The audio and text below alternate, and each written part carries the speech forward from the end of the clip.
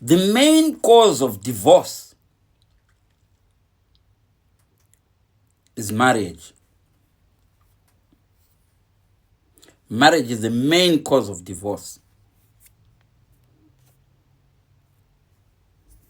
What part do you want me to explain? What else do you want me to say? I've just said it. Marriage is the main cause of divorce. Without marriage, do you divorce? No.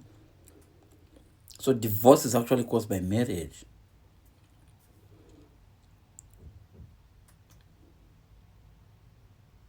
If you were not married, would you divorce? Is there need to divorce if you're not married? No. You only want to divorce when you're married, isn't you? So marriage is the main cause of divorce.